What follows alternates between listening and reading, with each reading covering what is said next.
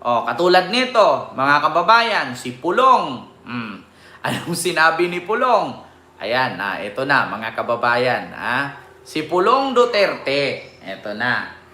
Hindi tanggap, hindi tanggap ni Pulong, mga kababayan, ang pagtalaga ni PBBM kay Boying. Naku po, bakit kaya?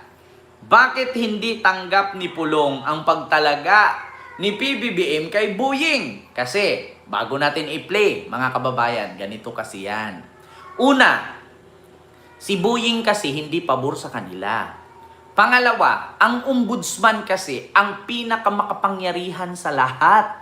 Mas makapangyarihan pa sa Supreme Court. Kahit sino pwedeng paimbestigahan ng ombudsman. Kasi sa totoo lang mga kababayan, ang ombudsman kasi ang huling takbuhan. So once na ikaw ay lumusot sa Supreme Court, sa Senado, sa Kongreso, ang ombudsman kapag hindi mo kakampi, talagang lagapak ka dyan. Lalabas kasi lahat ng baho nila. Eto na mga kababayan. Wait lang may ads lang. Download the trip.com app Diyos to discover ko po. amazing travel deals.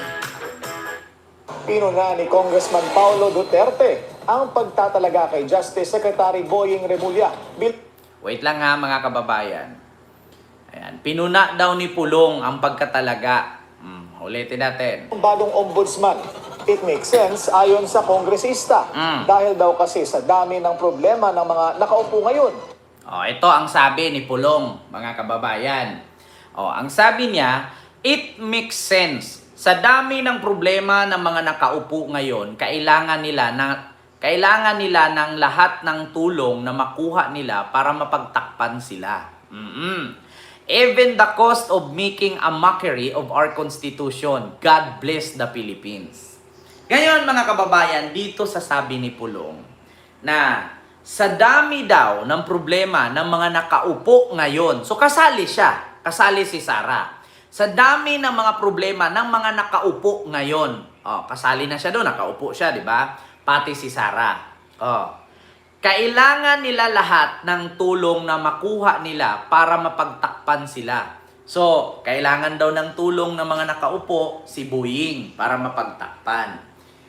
Parang mahirap kasi mga kababayan, magawa ng istorya nang wala kang pruweba kung sino yung pagtakpan at sino yung pinagtatakpan. Mahirap kasi wala tayong maipakitang patunay. Pero kaming tao, nakita namin kung paano pagtakpan ng Senado ng Korte Suprema si Sara.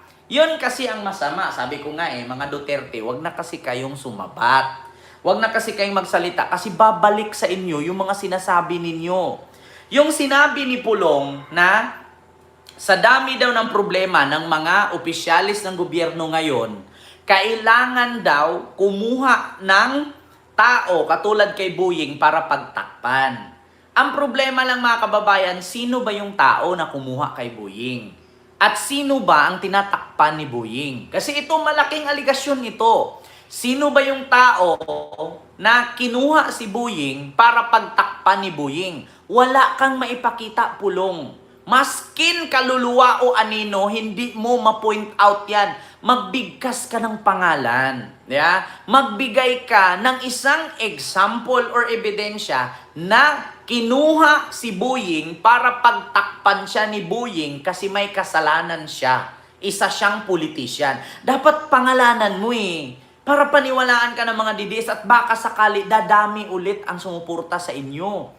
Kasi ang problema mga kababayan, kami kasi nakikita namin kung paano pagtakpan ni Chis Escudero si Sara na hindi natuloy-tuloy ang impeachment niya. At kami kasi nakikita namin taong bayan kung paano harangin ng mga Duterte senators ang impeachment ni Sara para hindi matuloy ang impeachment niya. Ngayon, papangalanan ko kung sino yung humarang. Alam naman po ng taong bayan yan. Nakapubliko yan. Isa na si Jinggoy Estrada dyan. Isa na si Joel Villanueva dyan. Isa na si Chis Escudero dyan. Sino pa? Dagdagan nyo pa.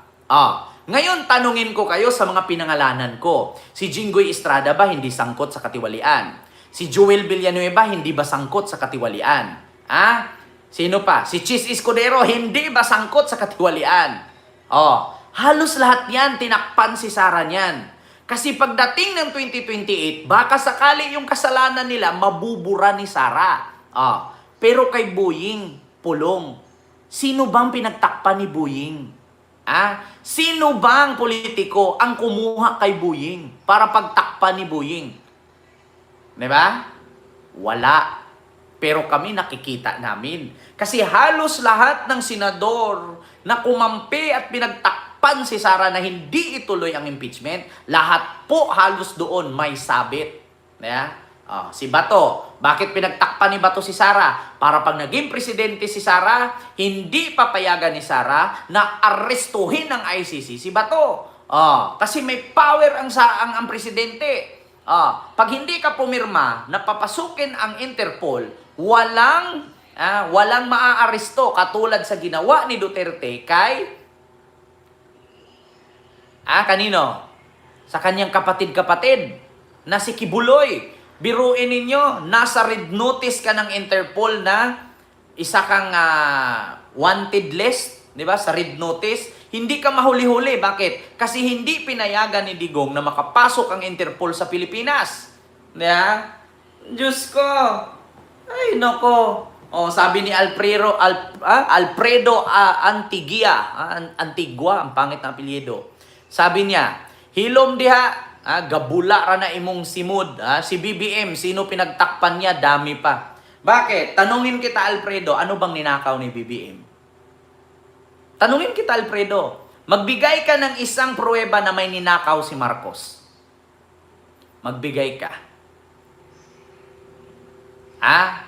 Magbigay ka. Di ba DDS ka?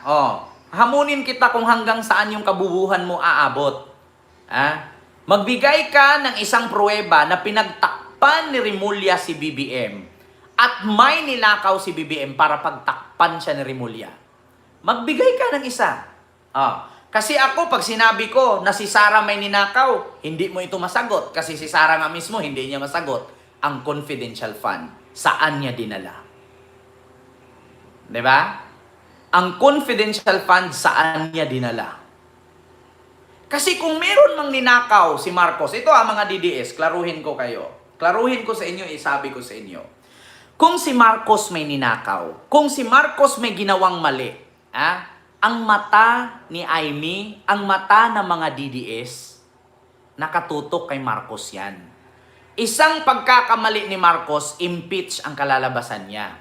Ngayon, sa tingin nyo ba mga DDS, kung may ninakaw si Marcos, hindi magpa-file sa ombudsman si Aimee? Si Sara, si Pulong, si Baste, at ang mga DDS na mga politician, sa tingin ninyo hindi magtutulong-tulungan yan?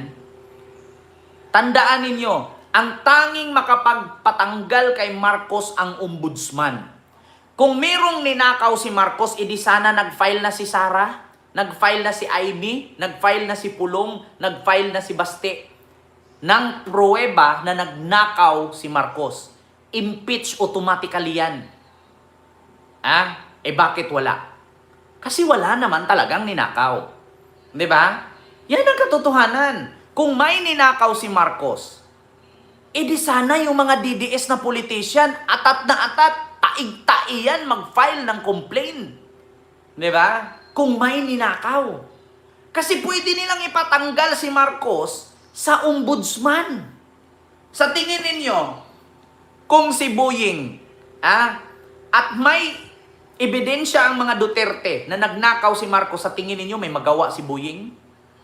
Lalo ngayon, hawak nila ang Senado. Lalo ngayon, hindi na House Speaker si Martin.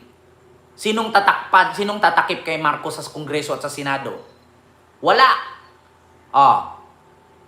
Kita nyo yan? Kung may ninakaw si Marcos at pinagtakpan ni Remulla si Marcos, i-file ninyo yung kaso na may ninakaw si Marcos.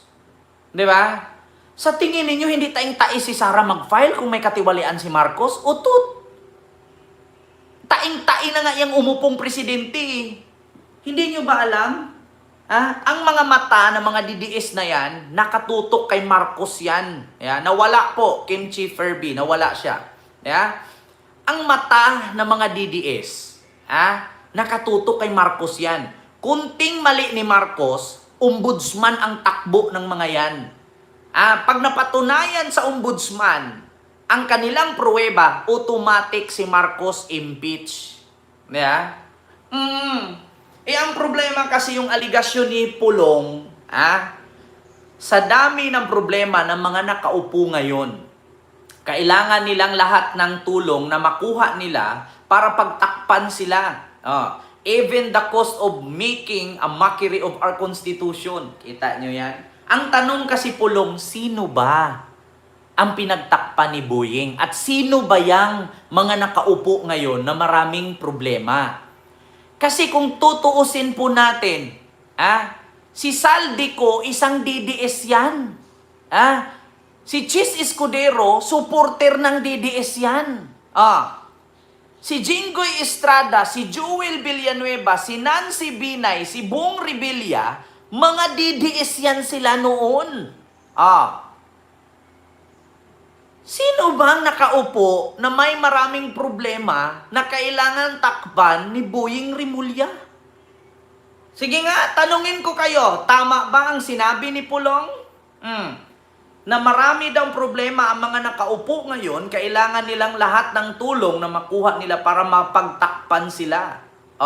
Tanungin ko kayo, sino pang mga politician na nasangkot ngayon? Sa flood control corruption. Ni isa ba may miyembro si Marcos dyan? Jinggoy Estrada? Si Saldico? Kay Marcos ba yan? Kay Digong si Saldico. Si Jinggoy kay Digong yan. Si Joel Villanueva kay Digong yan. Si Chis Escudero mas lalong kay Digong yan. Nasaan kay Marcos dyan? Na para pagtakpan ni Rimulya. Diba? Ewan ko, yung sabi ni Pulong, na marami daw nakaupo ngayon na may problema, na kailangan na pumili na si Rimulya ang ilagay, para pagtakpan. Kung isa-isahin mo, lahat ng sangkot ngayon, lahat po yan ay puro DDS. Diba? Yun ang totoo. Di po ba naging accessory si Marcos sa ginawa nila Romualdez at Co? Di ba siya nag-approve? Alam nyo sa totoo lang, Emer James Munoz, ganito yan Ang presidente, palit kayo ng posisyon ni Marcos. Halimbawa, magbibigay ka ng budget sa Senado, sa Kongreso, sa DPWH, sa DOH, o kahit anong sangay ng gobyerno. Siyempre, yung libro na yan, bago pirmahan ni Marcos next week, halimbawa, next week na pipirma si Marcos ng budget. Ngayon palang week na to, babasahin na niya isa-isa yan. Basa na niya isa-isa. Sa sobrang kapal ng libro ng budget sa Pilipinas, ganyan kakapal yan, ganyan. Ganyan kakapal. Binasa mo ngayon kasi next week, pipirmahan mo. Siyempre, alam mo na yun lahat. Pinag-aralan mo So, kampante ka na, pipirma ka na next week. Paano kung pagdating ng next week, biglang may ipinunit na isang page at isiningit? Diba? Ang libro po ng budget sa Pilipinas, almost 4,000 pages yan. 4,000 pages. Halimbawa, ngayong week na to, binasa mo yan. Chinek mo isa-isa, kampante ka. Pag ipasa yan ngayon ni Romualdez at ni Chis Escudero, may isang page na tinanggal dyan at isiningit nila. Siyempre si Marcos pipirma na yan. Alangan naman bago pipirma si Marcos, isa-isahin na naman niya ulit. Kung ikaw ang presidente ngayon, ilang oras mag-antay ang mga senador na manonood ng pupirma ka kung ang 4,000 pages isa-isahin mo ulit? Di ba? Kung siningitan yan ngayon ng 200 billion na insertion ni Chis Escudero, sa tingin mo makikita pa ni BBM yan? Paano niya mabibeto yung ganyan kakapal? Di ba? Kaya ngayon ang sabi ko kung dawit man si Marcos dyan, kasuhan ninyo. Kahit ikaw ang presidente ngayon, mamumuti na lang yung ulo mo, lalabo yung paningin mo, hindi mo matapos yung 4,000 pages, isa-isahin mo yan bago ka pipirma. Kaya nga i-check mo muna para pirmahan mo, finalize mo next week. Halimbawa, next week ka na pipirma. Ngayon, ipa-finalize mo na yan. Kahit ulit-ulitin mo yan ng 3 beses sa isang linggo, kung pagpirma mo on the spot next week ay ikinuhaan ng isang page yan at isiningitan yan, wala kang magagawa. Na kahit pa 5 beses mong ulit-ulitin yan, yung 4,000 pages na yan, kung yung on the spot na pagpirma mo, may isiningit na isa doon, tapos pag naisingit na yun doon, nakapunch na yun, at nilagdaan na ni Marcos yun, at meron na yung sealed, ibig sabihin, once na naisingit na yun nun, isa kasama yun sa babadjitan. Kasi siningit dun Di ba? Siningit, nilagay. Kaya kasama yun sa babadjitan. Di ba? Kung ikaw, presidente, kaya mong isa-isahin yon? Kung ilang pages yan? Ngayon, sagutin mo ako, sir. Di ba? Sagutin mo ako ngayon. Paano mo makita sa 4,000 pages, sisingitan yung pipirma ka nun isa-isahin mo? Isa-isahin mo yung 4,000 pages bago ka 1, 2, 3, 4, 5, 6, 7, 8, 9, 10 hanggang 4,000. Sasakit na yung ulo ni Marcos, natulog na yung mga kongresista, natulog na yung mga senador. Magbilang ka pa ulit dyan, titignan mo ulit, ganyan. Tapos natulog, na umagahan, nahapunan na yung mga senador, kongresista. Magbilang ka ulit dyan para makita mo kung nasaan yung isiningit. Di ba? Kaya hindi nyo pwedeng sisihin si Marcos dyan. Kahit nga yung magulang ninyo may sari-sari store, nakukupitan nyo Yan pa kaya buong Pilipinas? Hindi makukupitan? Kung mabait lang lahat ng politician, walang ganyang pangyayari. Hindi nyo pwede isisi kay Marcos yan. Bakit? Kung nangyari kay Marcos yan, malamang sa malamang, nangyari din kay Digong yan. Yeah? Kaya yung sinabi ni Pulong, na maraming problema ang mga politician ngayon, kaya kailangan nilang pumili ng isang Boying Rimulya para mapagtakpan sila, isa-isahin po natin, sino ba yung mga politician na sangkot? Jinggoy Estrada, Chis Escudero, Jewel Villanueva, Saldico. Tanungin ko po yung 4, nakahilira po ba kay BBM yan? Si Jinggoy ba? Sinong nag-endorse? Si Sara. Si Jewel ba? Sinong nag-endorse? Si Digong. Sino? Si Saldico ba ni minsan lumapit kay BBM yan? Kay Digong, oo. Diba? Halos lahat ng nakasuhan ngayon, puro DDS. Inendorso ni Sara at ni Digong yang mga yan. Diba? Yun ang totoo. Andyan pa si Bilyar. Pinatawag sa ICI. Sino ba nag-appoint niyan? Si Digong. Ni minsan ba may nakita kayo na in-appoint ni Marcos dyan na nadawit sa korupsyon? Wala. Kaya yung sinabi ni Pulong, bumabalik sa kanila. Diba? Ay malay ko. May galab shoutout po. By the end of the year, Robin will be the last man standing. What is he doing to do? Kain, inom at mag-Mary Jane na lang sa kubeta. Diba? Ay nako. Yun ang totoo. Di po ba nila i-cross-match yung amount sa GAA at BICAM bago i-audit? Sir Elmer, James Munoz, yung BICAM mo po, wrong spelling. Ulitin ko lang, hindi po ganyan ang spelling ng BICAM. So ngayon mga kababayan, ang sabi mo na di po ba nila i-cross-match yung amount ng GAA at BICAM bago i-audit? Sir, ganito po yan. Ulitin ko nga sa'yo. Ang pagbigay kasi ng pondo sa government kasi, hindi isang rilisan. Hiwa-hiwalay kasi yan. Kasi bakit? Yung ahensya ng gobyerno, hiwa-hiwalay din. Katulad sa 4Ps, naalala mo pag nag-release ng 4Ps, iba-ibang pangalan, iba-ibang tao, iba-ibang region yan. Hindi kasi yan katulad ngayon na, oh, ito, may matatanggap kang 10,000, akin na yung GCash mo. Or else, ito, ihulog ko lahat sa GCash mo, kayo na maghati-hati dyan. Pwedeng ganon, mako-cross-match mo yun. Kasi, yung galing sa BICAM at galing, ano yung sabi niya? Galing sa BICAM at galing sa GAA, i-cross-match mo pwede. Kung ang pera sa GAA ay ipinasa sa BICAM at ang pera sa BICAM ay ipasa sa project or sa mga ahensya ng gobyerno, pwedeng ganon. Ang problema kasi hiwalay yan eh. Yung Luzon, Visayas at Mindanao, magkaiba-iba yan. Hindi mo talaga mako-cross-match yan bago i-audit. Bakit? At saka ito pa, kahit i-cross-match mo yan, kahit i-audit mo yan, nanakaw na.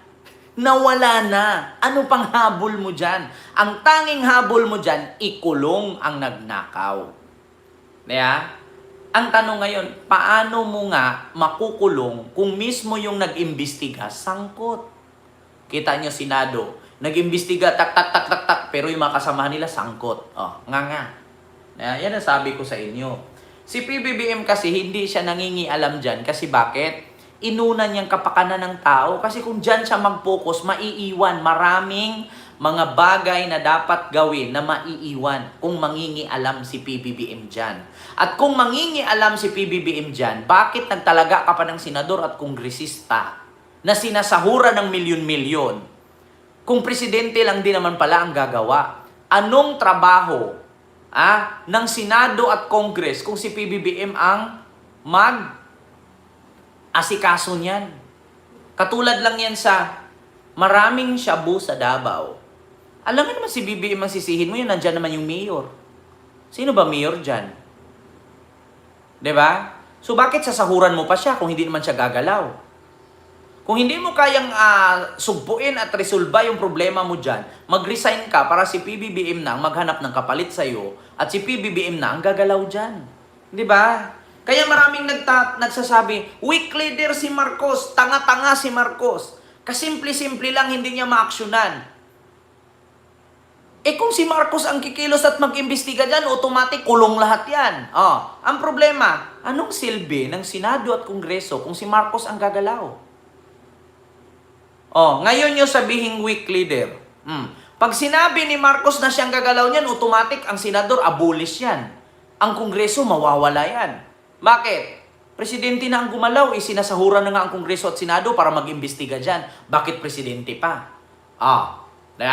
Kayong mga DDS, isipin ninyo. Wala kayong pinagkaiba sa ipapatik over ninyo sa armed forces ang bansa at ipababain si Marcos. Sa tingin ninyo kung armed forces ang mamumuno sa ating bansa or batas militar, nakakatuwa.